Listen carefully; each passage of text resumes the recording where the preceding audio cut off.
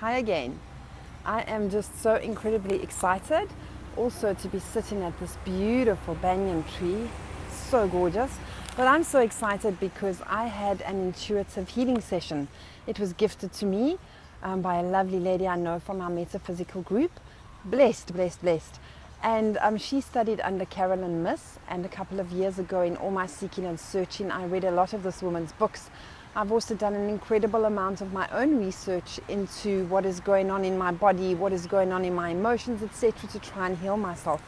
I've pretty much not been well for over 3 decades and felt incredibly toxic, ill, exhausted. I've had a headache, never ending for 20 years. It is always there.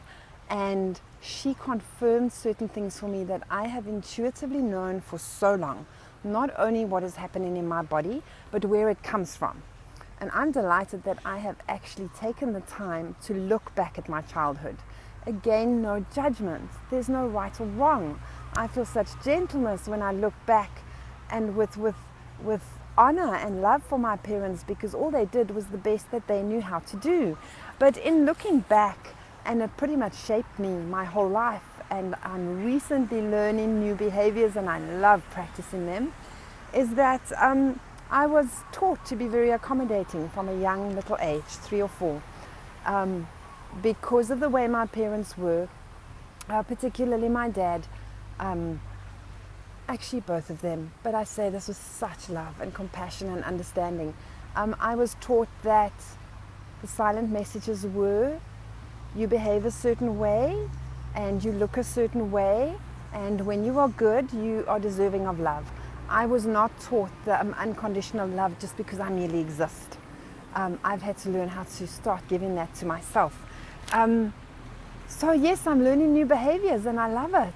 And what this lady, beautiful Grace, just brought to the table was confirmation that the work I've been doing on myself is perfect. The awarenesses I've been coming to, new levels of awareness that are just slipping in inside all the time, is coming from a higher place, is coming from the divine through me, because I'm ready and I am willing. And it blew me sideways. A lot of times I've really hankered after a healing session or somebody to tell me what to do, with like this neediness inside me, and I hope they'll give me that missing link to what I need next. And all the session was me nodding away, going, oh my God, that ties in. Yes, I'm right there. Yes, I'm experiencing that. Yes, I know this. Yes, that has come up in my awareness.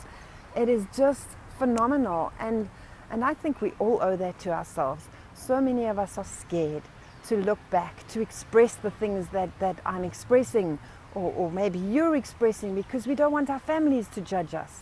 And you know what? We're going to be judged. I don't care anymore. You've got your set of paradigms, perceptions. You see the past the way you see it. I see it the way I see it. This is an individual journey. And it's setting me free. And even I was thinking again about, the whole relationship thing in marriages. And I know now that, as I've said, no accidents that I draw these two people.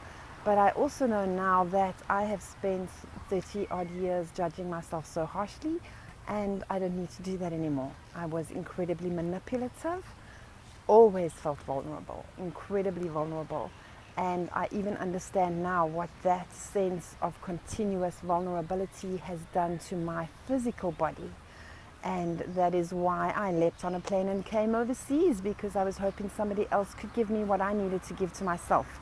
The beautiful lessons are that Victor is aware he needs to give it to himself now, just as I am. The good thing is that out of all this shadow work, and I've been working on it for years, getting stuck in it, as I said, I can now see that, yes, the shadow looks a certain way. Yes, I get triggered. Yes, I'm aware of a reaction. But that does not necessarily mean that these are the right people for me.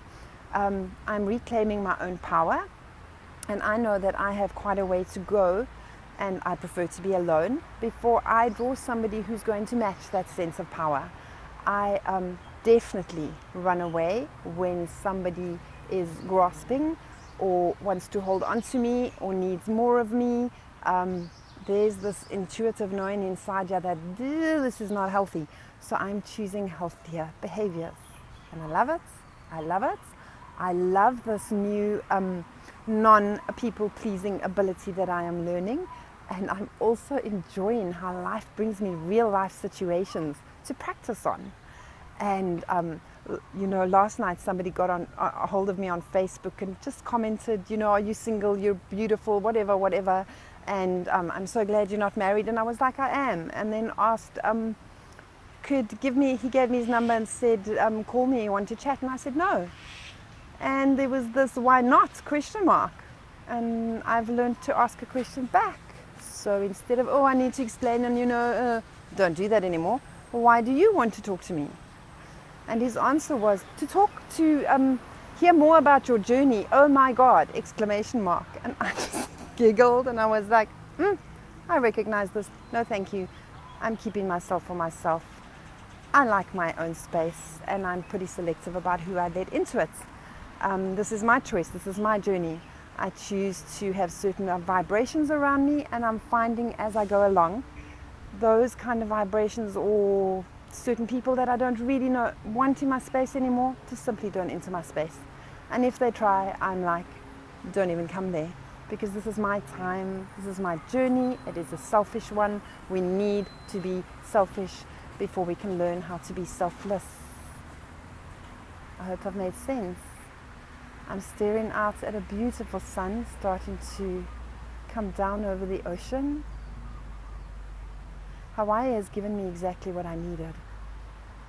My body has needed this time. I can feel it and I love it. And just go and do for you. Go and find out about you. Go and discover more of you. And don't be scared. Don't be scared. It's going to be okay. It always is. I love you. Bye-bye.